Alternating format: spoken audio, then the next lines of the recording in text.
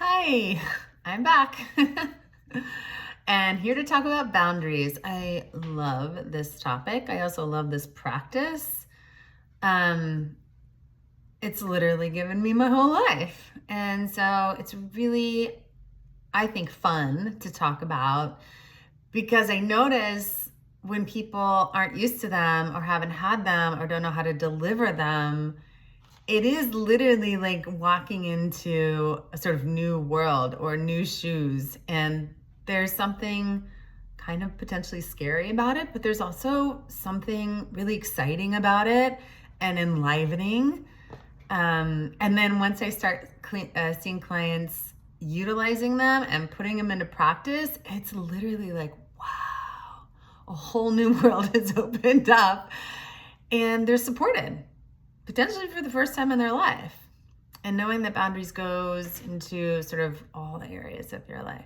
But before we get into it, hi, I'm Celeste. A review that I work somatic psychotherapy. So I'm always interested in your story, but I also want to see how your body is included in the story. I'm watching your breath if we're working together and your movements and noticing how energies get stuck in your body and you start to get small, or sometimes you get really big and sometimes you get tense. And so just like all of that movement is a part of your story as well, and how the two sort of, your words and your body, and how the two sort of interconnect and tell their own story. I have positive regard for you. I believe in you. I trust in you. I hold you in literally the highest regard.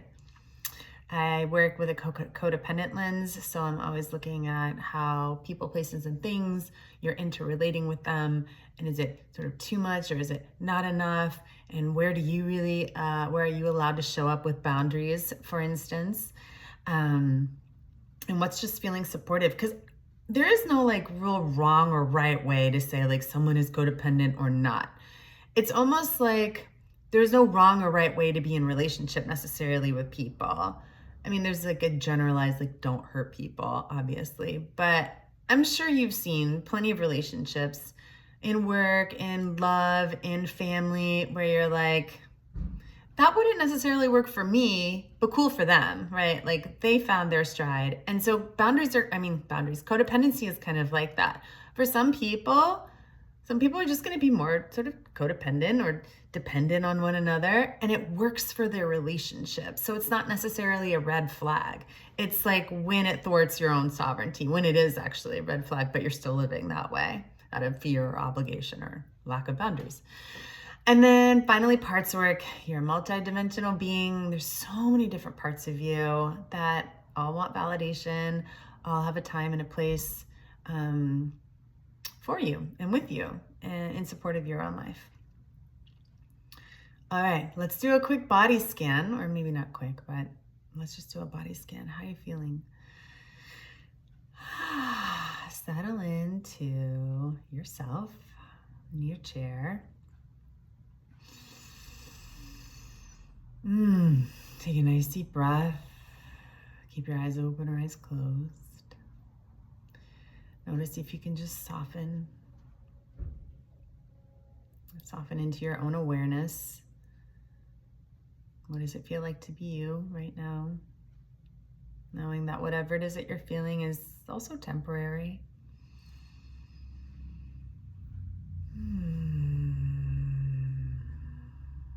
Yeah. How do your shoulders feel? How does your jaw feel? How do your toes and fingers feel?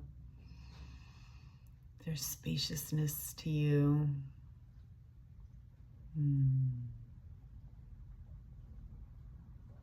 Nice. Okay. Welcome back. Let's talk about boundaries.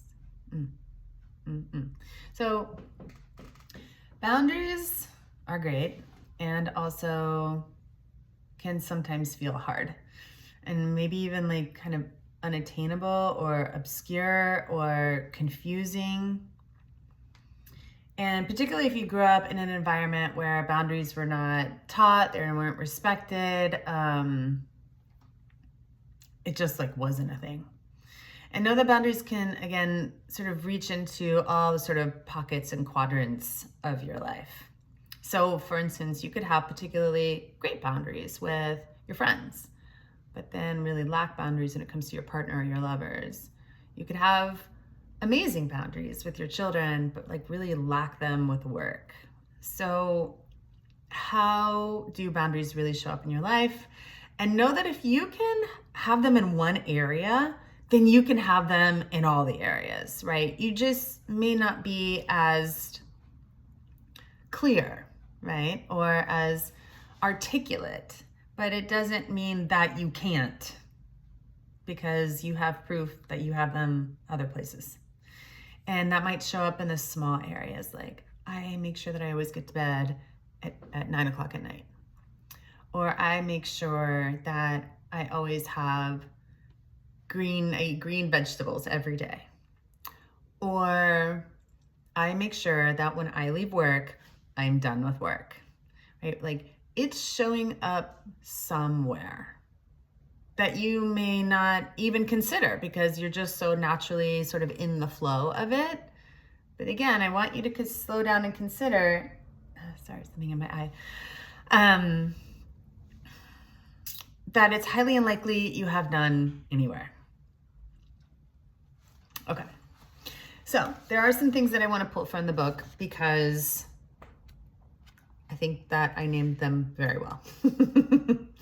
So areas of your life as you're considering boundaries: your physical boundaries, your body, your emotional boundaries, how you're feeling, your time boundaries, sexual boundaries, intellectual boundaries, material boundaries, spiritual, religious, and political. So when you sit back, you start to slow this down, and you think about those areas of your life, what comes up for you? What comes up? And knowing that boundaries too, there's three sort of main types. And so one is a wall. Like there ain't nothing getting through there. The boundary is so strong, so deep. I told this person I'd never call them again, and I fucking never called them again, right? That's done. They call me, number blocked, wall. Then there are like no boundaries. I let my partner walk all over me. They get to call the shots. They control the finances. They control how often we're having sex. They control my emotional responses and telling me what's acceptable and what's not acceptable. They control how I dress. It's like there's nothing. I mean, sometimes we're feeding off of each other's energies, and I don't know if it's mine or if it's his or it's his or it's hers or theirs or them.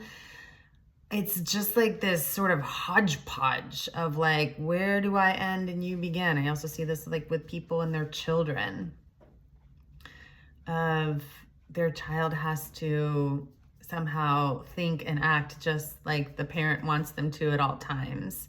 It's like, that's not really helping to establish boundaries, but rather it's creating a child who will, sorry, my dog is here, who is a people pleaser and will eventually hate you and shut you out or allow you to continue to walk all over them, right? It's not good.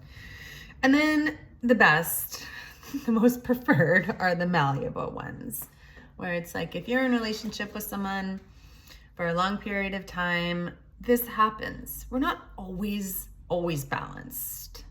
And so sometimes you're going to lean on your partner or your family member or even a friend more so, and other times they're going to lean on you more so. And sometimes you're going to be open to perhaps a bit more emotional labor than other times, but there will be times that it's like, I'm sorry, I really hear and care about you. I hear what you're going through, and also I don't have emotional capacity for this today. And I love you. Let's connect another time.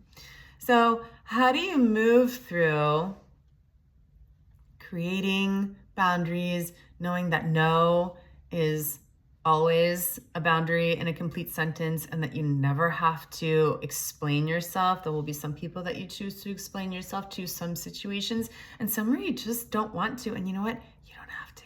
You don't have to at all. You don't owe anybody any explanations.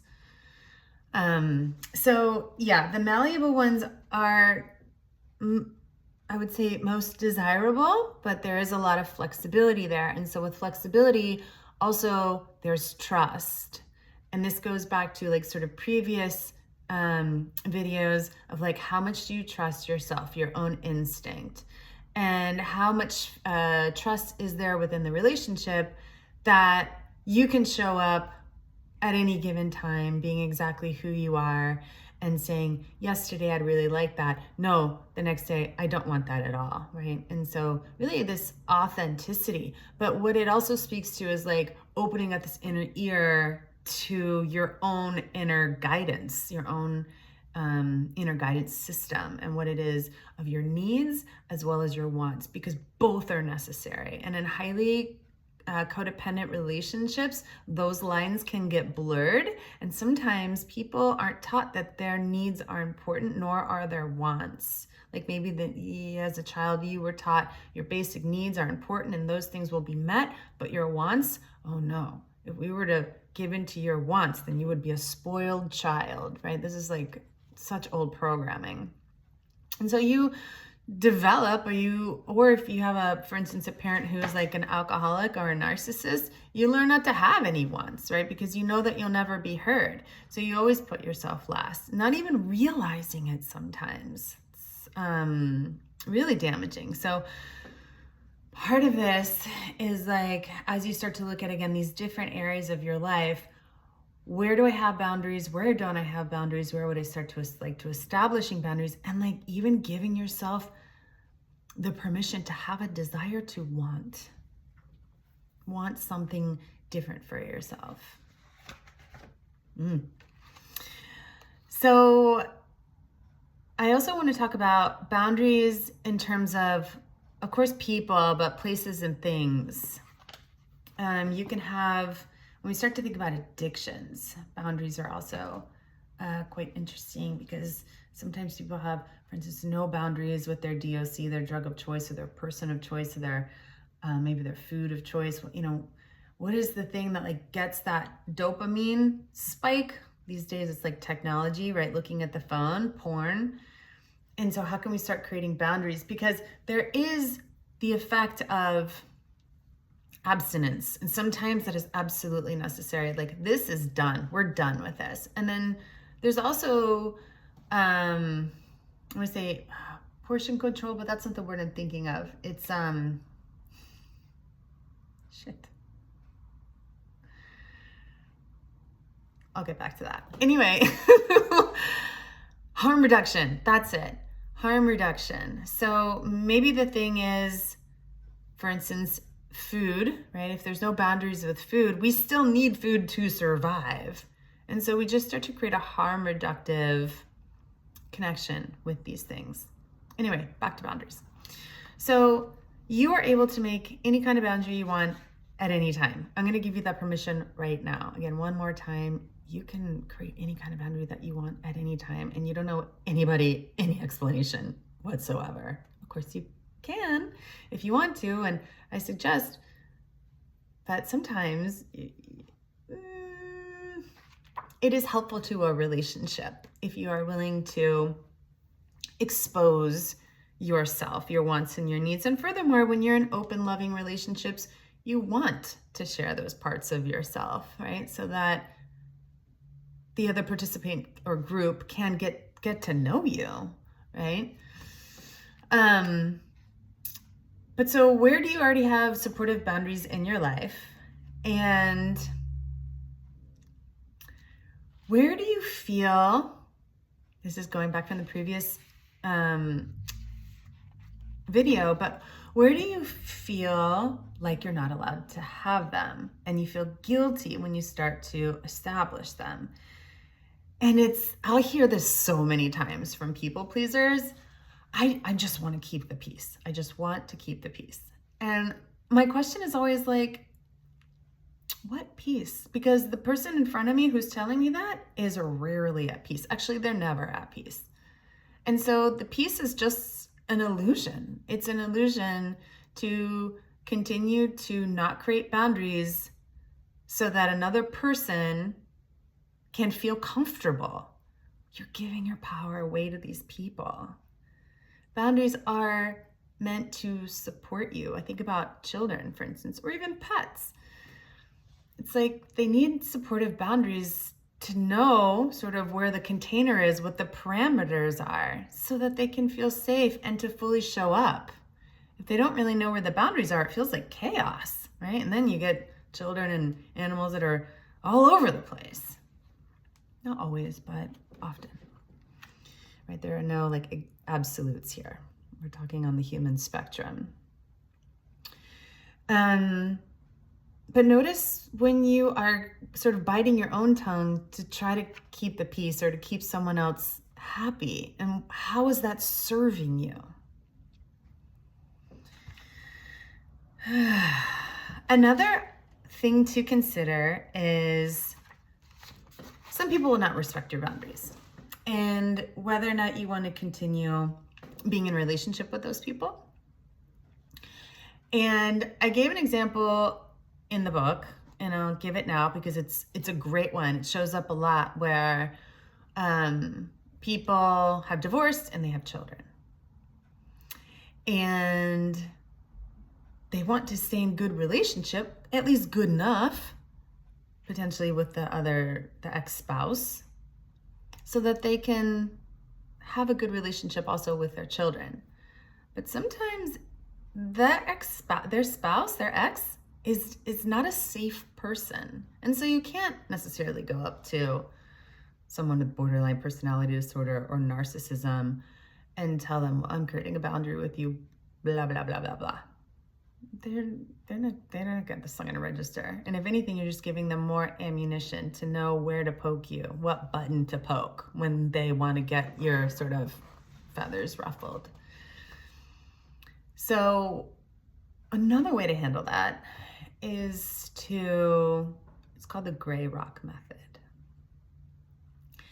And I didn't come up with it. I don't recall the person's name who did, but it's in the book and you can always Google it. But you essentially become as boring as possible. I'm not saying you shrink down, you become quiet, and you like sort of, or disassociate and go into yourself. You're still yourself. You can still sit up, you can still look at them in the eyes, but you become boring. So that when they start to ask you questions, or you can tell that they're trying to hook you, so that you have some sort of emotional release or say something, that you'll regret later, you just sort of give one word responses, and they're going to notice a difference, and they're potentially going to try harder. Maybe, but eventually they'll stop if you can remain consistent enough. And maybe do whatever you can do to hold your boundary, right? The less they know, the better. And again, you don't owe anybody an explanation for anything. And again, we're talking like within a reasonable amount, right? Like if you're in a court of law, and they're asking you for something, like you better answer. And I'm not talking about that sort of setting. But this gray rock method is that so those people can stop hooking you, right? They're used to knowing where your emotional buttons are, especially if we're talking about family members, because potentially they were the ones who implanted them in the first place. And so you just kind of stay steady, continue to be present, but don't give them more than you need to, right?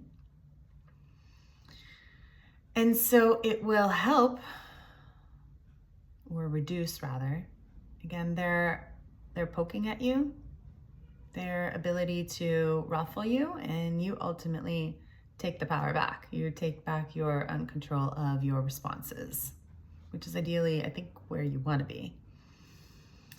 So gray rock method is super, super important. And then another part of creating boundaries, especially if you're not used to it, is it can feel really awkward, right? And so we need sort of the vocabulary for it. And I don't necessarily know you one-on-one, and we're not talking it out. So I can't give you direct examples, but I can give you some. In terms of, first, I want you to consider if you've had no boundaries for a really long time and people are used to you being that way, people are going to be curious and they're going to push you. And if we go like a pendulum swinging from no boundaries all the way to like potentially really rigid boundaries where you're like, I said no. It's like, okay. And so be gentle with yourself as you sort of figure out your own spectrum and with the different people in your life. And it might go really intense and it might go back to like, I don't have any because that felt like too much. And then it eventually finds its way in the center. And that's when you can deliver a boundary sort of with ease without the nervous system becoming activated. Or even if it does, you can still breathe through it and know that you can trust yourself because you've been working on building your own trust and self-reliance. With boundaries, I find it really helpful to create a mirroring. So something along the lines of, I've noticed you continue to keep asking me to go to the park when I've said no. I'm curious, what is your attachment to me going? Or along the same lines, I hear that you'd like for me to go to the park with you. I don't feel like I have that capacity right now at this time. When I'm ready, I'll let you know. So you don't have to keep asking me, but I do hear you and I know that it's a desire of yours. Thank you for letting me know, right? So there's this idea where it's mirroring, but it's also just like, I hear you. You're taking in what the person is wanting from you or saying to you, and you're giving it back to them. And also still stating what it is that you need and want in the moment. You can also return people's remarks with a question, which use sparingly because they can catch on to that and it also might be kind of annoying. But there's sort of like, I'm curious why it's so important for you to know that information at this time. And I'm thinking about too with boundaries in friendships. How much do you need your friends to think, act, feel in similar ways as you? And as you figure that out in your friendships and in your family too, but I think family's like more there in a way. Friendships can sort of come and go and move with the seasons. Do your friendships move with you in your seasons? And how much do you need them to be just like you? And where do you feel comfortable creating boundaries and creating difference? What is your availability to difference? How comfortable are you with that? And even allowing others to be themselves in front of you. I can see that you're really upset right now. I really want to be there for you. I've just got a lot going on myself. And so I'm going to love you, but I can't listen to the rest of the story right now. Can I call you back later when I'm just more spacious, right? So again, it's this sort of checking in, mirroring back, creating your own boundary. And I really love the like, at this time. I don't feel like it at this time. I don't know at this time. I'll get back to you. And so it's like sort of reassuring whomever it is. I think about at work too. This can be tricky at times when you're thinking about like with your bosses or boss or superiors, and how you want to create a level of respect, but also an openness and boundaries. And so how do we remain open and yet still boundaried with whether it be your intellectual, your time, your physical boundaries, even your emotional boundaries?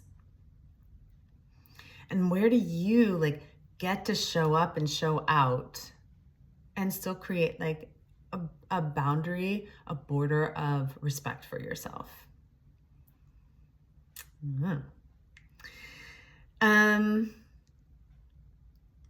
A cool way also to practice with the words as you're figuring it out is to, especially if you've never sort of gotten the words up and out, you can do mirror work. You can talk to the mirror. And so at least you get like the vibration of the words that you want to say, especially if you get like choked up or like, again, you've never said them before. You can practice saying them to your pets. Your pets don't know the difference. You can practice potentially with a friend. I've had this thing at work coming up. I'm really nervous about creating some boundaries. Would you mind if I just said to you what I hope or what I kind of think I'll say to my boss or to my coworkers? Could I just use you for a moment and can you let me know how it lands? Do this with a trusted friend, of course. And like even with partners, I'm learning how to create boundaries right now. I'm kind of still not really sure about the right words to use or even how I feel, but I'd like to start practicing.